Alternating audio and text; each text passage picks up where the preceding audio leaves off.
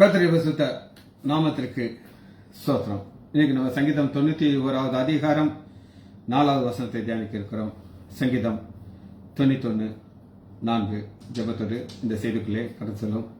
உம் பாதம் பணிந்தேன் என்னாலும் துதியே, உம்மை அன்றி யாரை பாடுவேன். ஏசாயா உந்தன் அன்பு வெல்லாம் பொங்கோதே, ஏசாயா உந்தன் அன்பு வெல்லாம் பொங்கோதே. பரிசுத்தமே பரவசமே பரனே சருவே வரம் பொருளே, தேடினதால் கண்டடைந்தேன் பாடிட பாடல்கள் ஈந்தளித்தீர்.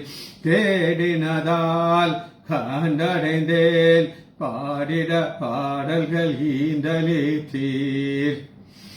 புது எண்ணையால் புது பலனால் புதிய கவியை புது பலனால் நிரப்பினிதாம் நடத்துகிறீர். நூதன சாலோமில் சேர்த்திடுவீர். நிரப்பினிதாம் நடத்துகிறீர். நூதன சாலோமில் சேர்த்திடுவீர். யான் முன் செல்லும் சமூகம் எனக்கு அளிக்கம் இலை பருதல், அமது கொலும் தடியும் வன்மையாயனையும் தேற்றிடுதே. அமது கொலும் தடியும் வன்மையாயனையும் தேற்றிடுதே. கனி செடி நீர் நிலைத்திருக்கும் கொடியாய் அடியேன் படர்ந்தொங்கிற கிளை நறுக்கி கலை பிடுங்கி கத்தரே காத்தமை சுத்தம் செய்தீர். கிளை நறுக்கி கலை பிடுங்கி கத்தரே காத்தமை சுத்தம் செய்தீர். என் இதய தெய்வமே நீர் எனது இறைவா ஆருயிரே, நேசிக்கிறேன் இயேசுவேவம் நேசமுகம் என்று காண்டிடுவேன். நேசிக்கிறேன் இயேசுவேவம் நேசமுகம் என்று காண்டிடுவேன். சீருடனே பேருடனே சிறந்து ஜொலிக்கம் கொடுமுடியில் சீக்கிரமாய் சேர்த்திடுவீர். சீயோனை வாஞ்சித்து நாடுகிறேன். சீக்கிரமாய் சேர்த்திடுவீர். சீயோனை வாஞ்சித்து நாடுகிறேன். இயேசுவின் நாமத்தினாலே சிவங்கள் பிதாவே, ஆமென். கர்த்தருடைய பரிசுத்த நாமத்திற்கு ஸ்தோத்திரம். லீலா அம்மாள் பிரைஸ்லாட், கவிதா சிஸ்டர் பிரைஸ்லாட், நாகர்த்தனம் அம்மாள் பிரைஸ்லாட், ஜானகி அம்மாள் பிரைஸ்லாட், டானியல் ராஜேஷ் பிரைஸ்லாட். நம்ம இன்னைக்கு சங்கீதம் 91வது அதிகாரம் 4வது வசனத்தை வாசிக்கிறேன். இதுக்கு நம்ம ஒரு தலைப்பு கொடுக்கறோம்னா பாதுகாப்பின் சங்கீதம். இந்த பாதுகாப்புல நம்ம ஏற்கனவே பார்த்தோம், தப்புவிப்பார் 3வது வசனம். அவர் தமது சிறகுகாலே உன்னை மூடுவார், அவர் சிறகுகளின் கீழே அடைக்கலம் புகுவாய், சத்தியம் உனக்கு பரிசையும் கேடாகமா இருக்கும். பாதுகாப்பின் சங்கீதம். கொரோனா நேரத்தில் இதை நம்ம டீட்டெயிலாக ஸ்டடி பண்ணணும். நம்முடைய பிரேயர்ஸ் சில ஒருத்தரை கூட ஆண்டவர் அனுமதிக்கல் சாத்தான் தோற்றத்திற்கு. கர்த்தர் நல்லவர். சரி, நேற்று நான் உங்களுக்கு ஒரு வார்த்தையை சொன்னேன். நேற்று நான் போன வாரம் அது என்ன அப்படின்னு கேட்டீங்கன்னா, அவர் உன்னை வேணுடைய கனி. முதல் 2 வசனத்துல நான் நான் என்னுடைய அனுபவம்னு சொல்லி கர்த்தர், நான் கர்த்தருக்கு நீர் என் அடைக்கலம் கோட்டை நம்பி இருக்கிறார் என்று சொல்லுவேன். இப்ப ஆப்போசிட் ஆகுது. அவர் உன்னை வேணும். நான் ஒருத்தர் ஆண்டவருக்கு வழி நடத்துறேன். ஒரு நடந்த சம்பவத்தை நான் உங்களுக்கு சொல்றேன். நான் ரட்சிக்கப்பட்டேன். அப்ப அங்க ஒரு பேட்ச் நான் ஒன்று வச்சிருக்கேன். இந்த பேட்ச் எப்பயுமே என்கிட்ட இருக்கும். என்னுடைய மக டீனா திவ்யா அப்ப ஒரு 8th or 9th படிக்கிறார். அவருடைய ஃப்ரெண்டுடைய ஃபாதர், அவர் ஒரு டாக்டர் பாண்டிய நகரில். அவர் ரயில்வே ஸ்டேஷன்ல அவர் மகளை ஏற்றி விட வந்திருக்காரு. நான் டீனாவை ஏற்றி விட வந்திருக்கேன். அவர் கேட்டார், இது என்ன சார் பேட்ச் அப்படின்னாரு. நான் சொன்னேன், ரட்சிக்கப்பட்ட பிறகு இது ஒரு வசனம், இது எனக்கு ஒரு ஆசீர்வாதமாக இருந்துச்சு, அதை கலெக்டர் கொடுங்க சார் அப்படின்னாரு. கொடுத்தேன். சில நாட்கள் கழிச்சு ஃபோன் பண்ணி சொல்றாரு, அந்த பேட்ஜ் நான் வாங்கினதுலேருந்து என் ஆஸ்பத்திரியில் ப்ராக்டிஸ் அள்ளி ஊற்றிடுச்சு, எப்பயுமே இல்லாத கூட்டம் எனக்கு வந்துச்சு. அப்புறம் ஆண்டவர் ஏற்றுக்கொள்ளல, அது வேற. அதாவது அவர் நான் சாட்சி சொல்றேன், அதை ஆண்டவர் அதை அனுபவமா மாற்றி கொடுக்கிறார். அதான் அவர் உன்னை வேடனுடைய கண்ணிக்கும் பாலாக்கு முன்னாடி தப்புவிப்பார், அடுத்து பாதுகாப்பு, தமது சிறகுகளே உன்னை மூடுவார். இன்னைக்கு நம்ம பார்க்க போறது இந்த சிறகுக்குள்ள பாதுகாப்பு மாத்திரம் இல்லை, இனி என்னெல்லாம் அந்த சிறகுக்குள்ள இருக்கிற ஆசீர்வாதம். இதான் இன்னைக்கு நம்முடைய செய்தி. சிறகுக்குள்ள பாதுகாப்பு உண்டு. ஆனா 17வது அதிகாரத்துக்கு சங்கீதம் 17வது அதிகாரம் 8வது வசனம், கண்ணின் மணியை போல என்னை காத்துரு. அதுங்க கண்ணின் மணியை போல என்ன நான் உங்களுக்கு விளக்க. நம்முடைய கல் இது எலும்பு கூடு இருக்கு. இந்த எலும்பு கூட்டுக்குள்ள ஆண்டவர் ஒரு ஓட்டை உண்டு பண்ணி வச்சிருக்கிறார். அந்த ஓட்டையை உண்டு பண்ணி அதற்குள்ள கண்ணை தூக்கி வச்சிருக்கிறார். சப்போஸ் இங்க நெத்தியில வச்சிருந்தா வச்சுக்கோங்க, என்கிட்ட அது மோதுன்னு வச்சுக்கோங்க, கண்ணை கலங்கிடும். அதனால ஒரு சேஃப் பிளேஸ கண்டுபிடிச்சு அதற்குள்ள கண்ணை வச்சு, கண்ணின் மணிங்கிறது இன்னும் ஸ்பெஷலிஸ்ட். அதாவது ஒரு சின்ன தூசி நம்ம கண்ணில் விட்டு விழுந்துச்சுன்னா உடனே பிரெயினுக்கு அந்த செல் போய் சொல்லும், உடனே அந்த ரியாக்ஷன் வந்து கண்ணீராக வெளியே வரும். ஒரு பாயிண்ட். நீங்க யாரையாவது ரொம்ப க்ளோஸா கிட்ட வச்சு பார்த்தீங்கன்னா உங்க முகம் அந்த கண் மணியில தெரியும். இதுதான் அந்த கண்ணின் மணியை போல காப்பாற்றுகிறார். இந்த கண்ணின் மணியை போல ஆண்டவர் காப்பாற்றுகிறார். அது என்ன ஒரு ஆசீர்வாதம் அப்படின்னு கேட்டீங்கன்னா, 17வது அதிகாரம் 2வது வசனத்தை வாசிக்கிறேன். உங்களுடைய சந்நிதியிலிருந்து என் நியாயம் வெளிப்படுவதாக உங்களுடைய கண்கள். என்னை கண்ணின் மணியை போல ஆண்டவர் பாதுகாக்கிறாரு. அவருடைய கண்கள் இருந்து ஆண்டவர் எப்படி நம்மளை காப்பாற்றுறாருன்னா, என்னை ஒடுக்கிறவருடைய துன்மார்க்கருக்கும் என்னை சூழ்ந்து கொள்கிறவர்களுக்கு என் பிராணனுக்கும் உங்களுடைய செட்டையின் நிலையிலே என்னை காப்பாற்றும். அவர்கள் நிலம் துண்ணியா இருக்கிறார்கள். அப்ப ஒரு எதிரி வர்றதுக்கு முன்னாடியே தாவது ஒரு ஜெபம் பண்றார், ஆண்டவரே என்னை கண்ணின் மணியை போல பாதுகாத்துட்டு சிறகுகள்ல என்னை காப்பாற்றும். இது எதிரிகள்கிட்ட இருந்து ஆண்டவர் பாதுகாக்கிறார். அடுத்த குறிப்பு சங்கீதம் 57வது அதிகாரம் 1 வசனம். சங்கீதம் 57:1, எனக்கு இரங்கும் தேவனே எனக்கு இரங்கும், உம்மை என் ஆத்துமா அண்டிக் கொள்கிறது. விக்கனங்கள் கடந்து போக மட்டும் உமது செட்டை நிலையிலே வந்து அடையணும். விக்கனகங்கள், இந்த விக்கனகங்கள் அப்படின்னா என்ன அப்படின்னு கேட்டீங்கன்னா, நமக்கு பிடிக்காத ஒன்றுதான் விக்கனம். நமக்கு அது பிடிக்காது, நம்மளால அதை அக்செப்ட் பண்ண முடியாது. உங்களுக்கு ஒரு இழப்பு பிடிக்குமா? பிடிக்காது. ஒரு நோய் பிடிக்குமா? பிடிக்காது. ஆனா அது நம்மளை விட்டு கடந்து போகிற வர செட்டில் வந்து அடைவேன். அதுல அடுத்த ஒரு காரியத்தை நம்ம பார்க்கணும், அதான் ஒரு ஹைலைட். எனக்காக யாவையும் செய்து முடிக்கிற தேவனாகிய உன்னதமான கர்த்தரை நோக்கி கூப்பிடு. எனக்காக யாவையும் செய்து முடிக்க போகிற கர்த்தர். நமக்கு ஆண்ட ஒரு பிளான் வச்சிருக்கார். என்னுடைய பேரன் 2 பேருக்கும் 2 வகையான டிராவல் ஆண்டர் அனுமதிக்கிறார். ஜேடன் 2வது பையன், அவன் டீட்டெயிலா பயங்கர டாப்பர். அவனுக்கு இப்ப டிஸ்ட்ரிக்ட் லெவல், லோக்கல் எல்லாம் ஜெயிச்சிட்டாரு. டிஸ்ட்ரிக்ட் லெவல்ல வெள்ளூர்ங்கிற ஊர்ல ஒரு டோர்னமெண்ட் வச்சிருக்காங்க. என் மகன் வந்து அவனை அங்க கூட்டிட்டு போனான். அடுத்த மாசம் மூத்த பேர் அவனுக்கு ஒரு இன்ஜினியரிங் காலேஜில் சீட் கிடைச்சிருக்கு. அம்மா அவனை கொண்டு போய், நீ காலைல நானும் என் மனைவி பேசிட்டு இருந்தேன். இப்போ தான் டீனாவுக்கு ஒரு அட்மிஷன் கிடைச்ச மாதிரி இருந்துச்சு. மெப்கால் நாங்கள் போய் அவனுக்கு சீட்டை வாங்கிட்டு வந்தோம். அதுக்குள்ள அடுத்த தலைமுறை வந்துருச்சு.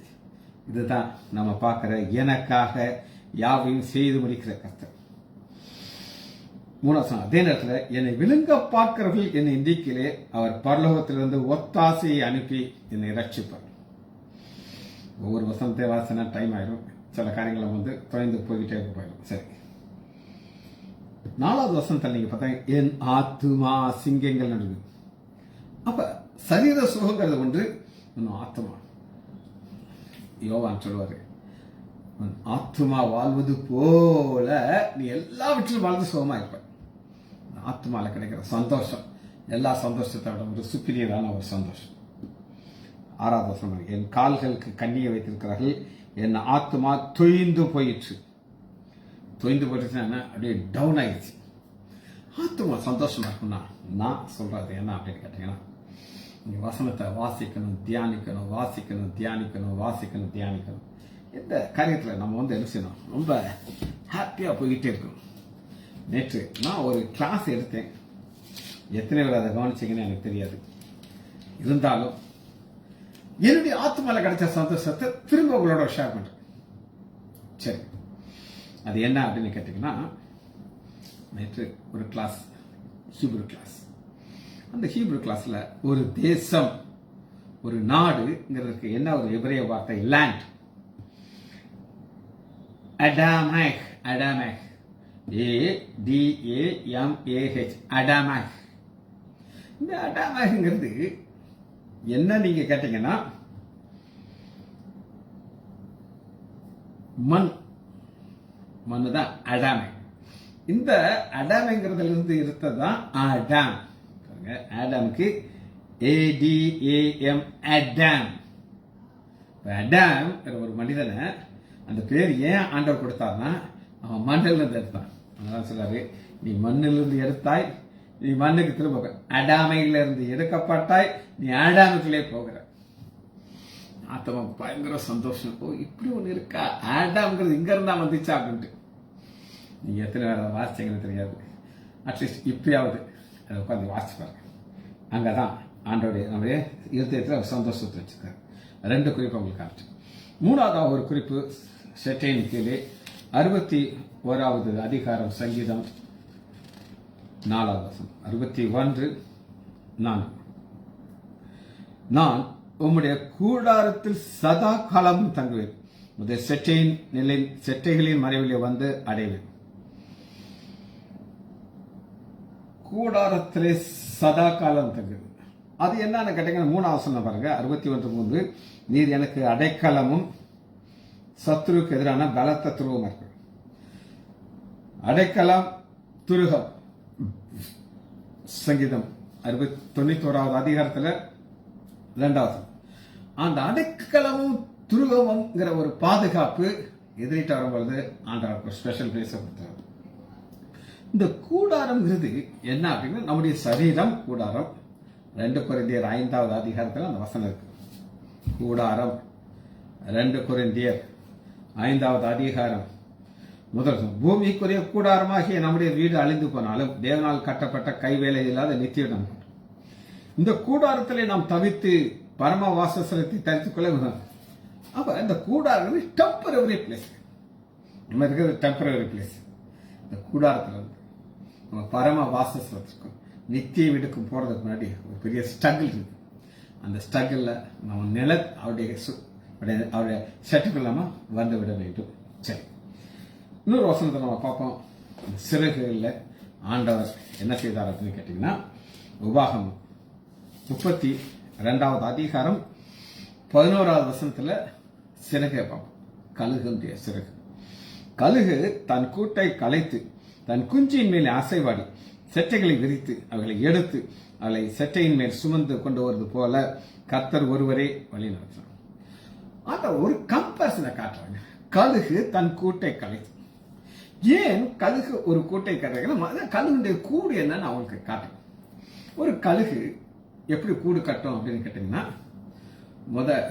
கொஞ்சம் குச்சிகளை தான் எடுத்தா இருக்கும். அது நிறைய முள் உள்ள குச்சிகளா பார்த்து இருக்கும். முள் இருக்கணும், ஷார்ப்பா இருக்கும். அதெல்லாம் அடுக்கி வைக்கும். அது மேல செத்த பஞ்சு, சிறகு, இதெல்லாம் சாஃப்டா இருக்குமோ எல்லாத்தையும் அடுக்கும். அதாவது உள்ள இருக்கிற முள்ளு அதை குத்தப்படாது. முட்டையை போட்டும், முட்டை பொறிக்குது, அடகாக்குது, எல்லா குஞ்சும் குட்டி குட்டியா அது வாயத்திருக்கும். இந்த பருந்து என்ன செய்யும், போய் ஆகாரத்தை எடுத்து அந்த குட்டிக்கு கொடுக்கும். அது எல்லாம் சாப்பிட்டுட்டு கொஞ்சம் கொஞ்சமாக குண்டாயிட்டே இருக்கும். ஆனால் பறக்காது. அம்மாவுக்கு ஒரே கவலை வந்துச்சு, ஐயோ நம்ம குட்டியெல்லாம் பறக்காம குண்டு குண்டா ஆகிட்டு இருக்கே அப்படின்ட்டு. இது என்ன செய்யும், அதை கலைக்கும், அதை பிச்சு போட ஆரம்பிக்கும் வீடை. அது குத்தும்போது ரொம்ப சேட் ஆகிடும். ஐயோ அம்மா நாங்கள் நல்லா தூங்கிட்டு இருந்தோமே குத்து. அப்புறம் என்ன ஒரு தள்ளு தள்ளி விட்டுரும். தள்ளுன உடனே அது அங்கேருந்து கீழே சல்லுன்னு விழும். ஆனால் அது தரையில் மோட விடாது. அதுக்குள்ளே கீழே வந்து தான் செட்டை அப்படியே வைக்கும். அந்த செட்டையில் அப்படியே வச்சு திரும்ப கொண்டு வச்சு மறுபடியும் தள்ளி விடும். அப்புறம் தான் அதுக்கு வேற சரை வந்துடுச்சு, விரிச்சு பறக்க ஆரம்பிக்கும். இது நம்முடைய வாழ்க்கை, அட்லீஸ்ட் என்னுடைய வாழ்க்கையாக இருந்துச்சு. நான் ரட்சிக்கப்படுறதுக்கு முன்னாடி ஒரு பாவ வாழ்க்கையில் ரொம்ப ஹாப்பியாக இருந்தேன். ஹாப்பி. நமக்கு ஜெபம் பண்ண தெரியாது, பைபிள்னா என்னன்னு தெரியாது, பாவம் செய்யதான் தெரியும். ஆனால் ஆண்டவர் அதில் ஒரு தள்ளுதள்ளி விட்டாரு. இன்னைக்கு அழகாக சுமந்து செல்கிறார். அதான் நம்ம பார்க்கணும். கழுகு தன் கூட்டை கலைத்து தன் குஞ்சின் மேல் ஆசைவாடி தன் சட்டைகளை விரித்து அவைகளை எடுத்து அவைகளை தன் சட்டையின் மேலே சுமந்து போகிறது போல. சரி, இது 4வது குறிப்பு. இது மட்டும்தான் இருக்கா அப்படின்னு கேட்டீங்கன்னா, ரூத் எடுத்துக்கொள்ளுங்க. பக்கம் 3:6 2வது அதிகாரம் 12வது. செட்டைக்குள்ள இவ்வளவு நம்ம பாதுகாப்பு பார்த்தோம். அப்புறம் எப்படி சுமந்து சென்றாலும் பார்த்தோம். இப்ப அடுத்து ஒன்று பார்க்க பார்க்கிறோம். போவாஸ் ரூத்தை பார்த்து ஒரு அருமையான ஒரு ஸ்டேட்மெண்ட் சொல்கிறார். ரூத் 2வது அதிகாரம் 12. உன் செய்கைக்கு தக்க பலனை கர்த்தர் உனக்கு கட்டளையிடுவாராக. இஸ்ரவேலின் தேவனாகிய கர்த்தருடைய சட்டியின் கீழ் அடைக்கலமாக வந்த உனக்கு அவராலே நிறைவான பலன். நிறைவான பலன். பலன்லயே நிறைவான பலன் ஒன்று ஆண்டவர் வச்சிருக்கிறார். செய்கைக்கு தக்க பலன்ல தான் அதை கொடுப்பார். எப்படி கனெக்ட் ஆகுங்க. நீ என்ன செய்கிறாயோ அதற்கு தக்க பலன். நெகோமி, ரூத் மாமியார் நெகோமி. மாமியார் சொல்றாங்க, நீங்க என்னை விட்டுட்டு போயிருங்க. ஒரு பால் முத்தம் போட்டுட்டு போயிட்டா. ஆனா ரூத் அவர் சொல்லுவார், அந்த பேச்சையே பேசாதீங்க. நீங்க தான் நான் இருப்பேன், உங்க தேவன் தான் ஏன் தேவன், நீங்க சாகிறதா நானும் சாவேன் அப்படின்னு சொல்லிட்டு வந்துருச்சு. யாராவது வருவாங்களா? இந்த மாறால் நான் வந்து கசப்பு அப்படிங்கிறாங்க. எவ்வளவு சிடு சிடுன்னு அந்த அம்மா விழுந்துரும். நீ வந்த நேரம் சரியில்லை, என் பிள்ளை யாராவது செத்து போயிட்டாங்கன்ட்டு சொல்லியிருக்கோம். ஆனா கண்டுக்கிடவே இல்லை, பின்னாடியே வந்துருச்சு. இந்த நியூஸ் யாருக்கு போச்சு? போவாஸ் சொல்றாரு, நீ ஒன்னு செஞ்சலாமா, நீ இப்ப கர்த்தருடைய சட்டைகளை வந்துட்டல, இனி அவர் உனக்கு நிறைவான பலனை கொடுப்பார். நிறைவான பலன்கிறது என்ன அப்படின்னு நீங்க கேட்டீங்கன்னா, ரூத் 4வது அதிகாரம் 16. நெகோமி அந்த பிள்ளையை எடுத்து தன் மடியிலே வைத்து அதை வளர்க்கிற தாயாளர். அயல் வீட்டாரில் வந்து நெகோமிக்கு ஒரு ஆண் பிள்ளை, நெகோமிக்கு பிறந்துச்சு, ரூத்துக்கு பிறந்துச்சு. ஆனா வளர்க்கறது பாட்டி தான் வளர்க்குறாங்க. வந்தது தான் 22 தாவீதை பெற்றார். அதாவது ஒரு அந்நிய ஜாதி பெண் மூலமாக ஆண்டவர் தன்னுடைய தாவீதின் சந்ததியை நிறைவான பலனாக கொண்டார். ஆண்டவர் ஒரு வருத்தத்தோடு ஒரு காரியத்தை சொல்லுகிறார். அது என்ன நம்ம பார்க்கப்படும். மத்தேயு 23வது அதிகாரம்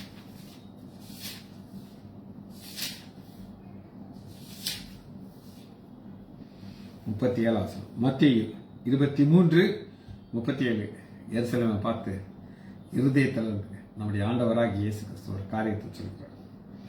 எருசலேமே எருசலேமே, தீர்க்கதரிசியை கொலை செய்து உன்னிடத்தில் அனுப்பப்பட்டவர்களை கல்லெறிந்தவளே, கோழி தன் குஞ்சை தன் சிறகுக்கு கீழே கூட்டி சேர்க்கும் வண்ணமாக நான் எத்தனையோ தரம் உன் பிள்ளைகளை கூட்டி சேர்க்க மனதாக இருந்தேன், உனக்கோ மனதில்லை. இதோ உங்கள் வீடு உங்களுக்கு பாலாக்கப்படும். கோழி நம்ம சவுண்ட் கொடுக்கும். அது எப்போ கொடுக்கும் அப்படின்னு கேட்டீங்கன்னா, ஒரு பறவை வருது, ஒரு கழுகு வருது, இந்த குஞ்சை அடிச்சுட்டு போயிருங்கிற ஒரு உணர்வு அந்த தாய்க்கு கிடைக்கும். எப்ப தாய் அந்த ஒரு சவுண்ட் கொடுக்குதோ அத்தனை குஞ்சுகளும் செட்டைக்கு கீழே வந்துடும்.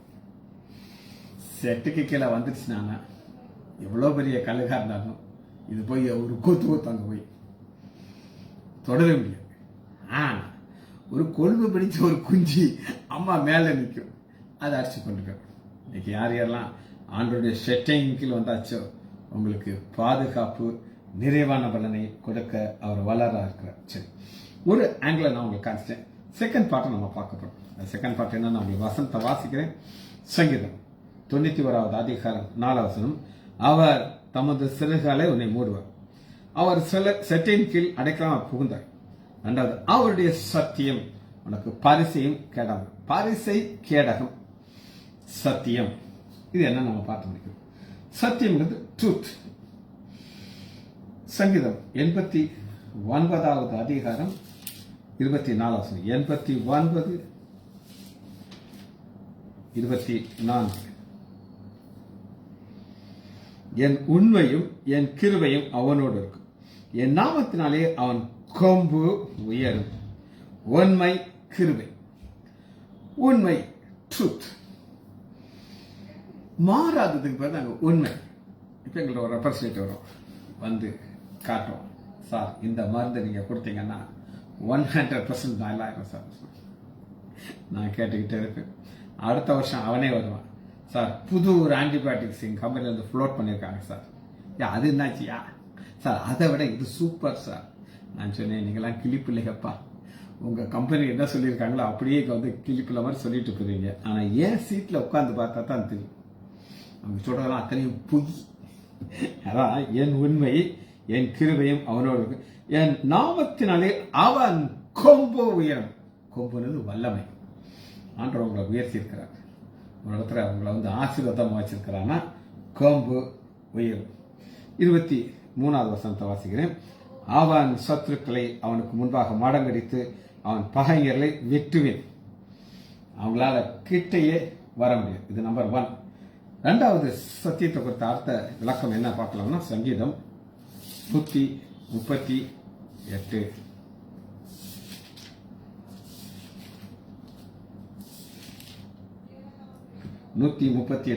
இரண்டாவது வசனம். உமது பரிசுத்த ஆலயத்தினாக நான் பணிந்து உமது கிருபை நிமித்தம் உமது உண்மை நிமித்தம் உமது நாமத்தை துதிப்பேன். கிருபை உண்மை என்ன அப்படின்னு கேட்டீங்கன்னா, இந்த கிருபைங்கிறது தகுதி இல்லாதவர்களுக்கு ஆண்டவர் கொடுக்கிற பிச்சை. பிராக்கெட் தாவீது சங்கீதம். தாவீது எதை நினைச்சதை எழுதியிருப்பாரு நான் அப்படின்னு சொல்றேன். ஆடுகள் பின்னாடி இருந்தேன், கொஞ்சம் ஆள் தான் என்கிட்ட இருந்துச்சு. திடீர்னு சாமுவேல் வர்றாரு. எங்க அன்னைமார்கள்லாம் நல்லா ஜெய்ஜாண்டிக்கா இருக்காங்க, யுத்த வீரர்கள். எல்லாரையும் புறக்கணிச்சிட்டாரு. நான் பாம்போல ஆடு பேச்சிருந்தேன். ஒரு ஆள் வந்து கூப்பிட்டான், எப்பா உங்க அப்பே உன்னை கூப்பிடுறான், யா அப்பே உன்னை கூப்பிடுறான்னு சொல்லி நானும் வந்தேன். சாமி இவன் தானே என்னைய கை காட்டுறாரு ஐயா. என் தலையில என்னைய பார்த்து இவன் ராஜான்ட்டு போயிட்டார். நானும் என்ன செய்து நடக்குமா ஐயா, இது மாதிரி ஒன்று விளாட்டு காட்டுறாங்களா அப்படின்ட்டு. ஆனா என்னைய ராஜாவாக்குனார். அதுதான் உண்மை.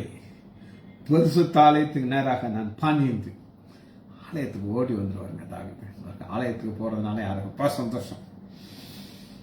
உம்மை துதிப்பேன், உமது நாமத்தை துதிப்பேன், உமது சகல பிரஸ்தாபத்தை பார்க்கலாம் உமது வார்த்தையை நீர் மகிமைப்படுத்து. வார்த்தை, வேர்ட் ஆஃப் காட். உலகத்துல ஆண்டவர் உண்டு பண்ண கோடான காரியங்கள் இருக்குது, எத்தனையோ இருக்குதுங்க. சூரியன், சந்திரன், நட்சத்திரங்கள், எக்ஸட்ரா எக்ஸட்ரா எக்ஸட்ரா. ஆனால் எதை நீங்க நம்முடைய வார்த்தையை மகிமைப்படுத்திருக்கு. ரெண்டாவது, இந்த கிருபை சத்தியம்ங்கிறது என்னன்னா, இது நம்முடைய ஆண்டவராகிய இயேசு கிறிஸ்து. வாசிப்போமா? யோவான் 1வது அதிகாரம் 17வது வசனம்.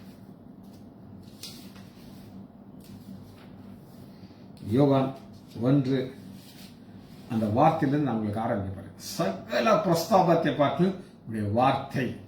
வாசிப்போம். யோவான் 1வது அதிகாரம் 1வது. ஆதியிலே வார்த்தை இருந்தது. அந்த வார்த்தையை தான் அவர் பிரஸ்தாபப்படுத்தியிருக்கார் சகலத்தில். அந்த வார்த்தை தேவனிடத்திலிருந்து, அந்த வார்த்தை தேவனா இருந்துச்சு. வார்த்தை தேவனிடத்தில் இருந்தது, பிரிக்க முடியாது. அந்த வார்த்தை தேவனாய் இருந்தது. தேவனாய் இருந்ததுங்கிறது என் மூக்கும் நான் தேவன் இடத்தில் இருந்து. இப்ப நான் பக்கத்துல பேனா வச்சிருக்கேன், பேனாவை என்றது எடுக்க முடியும். அப்ப பிரிக்க முடியாத வார்த்தை பிரிக்கக்கூடிய வார்த்தைகள் மாறிடுச்சு.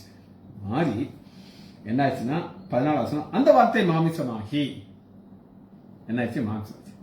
நம்முடைய ஆண்டவராகிய இயேசு கிறிஸ்து மாமிசத்திலே வந்த கடவுள், 100 மனிதன், 100 கடவுள். மாமிசத்திலே வந்த கடவுள் மாமிசமாகி கிருபை நான் சத்தியத்தில் நிறைந்தவரை. ஒன்னு கிருபை, நமக்கு தகுதி கிடையாது. பரலோகத்துல பிதாவுடைய மடியில செல்ல பிள்ளையாக இருந்த நம்முடைய ஆண்டவராகிய இயேசு கிறிஸ்து அந்த இடத்துல இறங்கி வந்து எல்லா மகிமையும் பறந்து வச்சுட்டு இந்த பூமியில சாதாரண ஒரு மனிதனாக வந்தார். எப்படி வந்தார் அப்படின்னு கேட்டீங்கன்னா, கிருபையும் சத்தியம் நிறைந்தவராய் நமக்குள்ளே வாசம் பண்ணுகிறார். இந்த வார்த்தை எங்க வந்துச்சு, நமக்கு உள்ள வந்துருச்சு. அவருடைய மகிமையை கண்டோம். மகிமையை பார்க்க முடியாது, ஆனா பார்க்க முடியும். இந்த மகிமையெல்லாம் பர்வத்தில் வச்சுதான் வந்தார். ஆனால் அவர் தன்னை வெளிப்படுத்துகிறார். எப்படி வெளிப்படுத்துகிறார் அப்படின்னு கேட்டீங்கன்னா, அவரை பார்க்க வந்தவர்களுக்கு மேசியாவை கண்டோம் அப்படிங்கிறாங்க. அவரால் நம்மளால பார்க்க முடியும். இவர் கடவுளா? எஸ் கடவுள். மனிதனா? எஸ் மனிதன். மனிதனாக வந்த கடவுளை நம்ம ரசிக்க முடியும், ருசிக்க முடியும், வாழ முடியும். உங்களை வழி நடத்துவார், உங்களை ஆசீர்வதிக்கிறார். அடுத்து அந்த மகிமை பிதாவுக்கு ஒரே பேரான மகிமைக்கு ஏற்ற மகிமையா. மகிமைனா வேறு வேற வேற பாருங்க.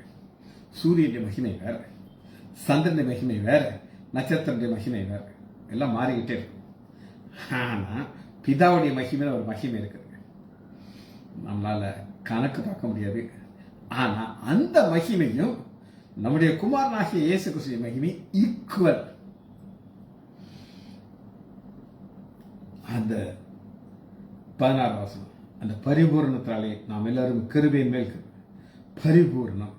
நம்முடைய ஆண்டவராகிய இயேசு கிறிஸ்து பரிபூர்ணத்துக்குள்ளவராக வருகிறார். பரிபூர்ணங்கிறது என்னன்றது உங்களுக்கு நான் காட்டுறேன். பரிபூரணம்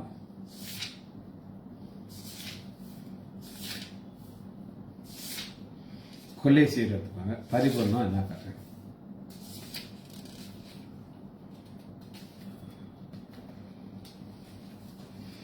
கொலேசியர் 2வது அதிகாரம் 10வது வசனம்.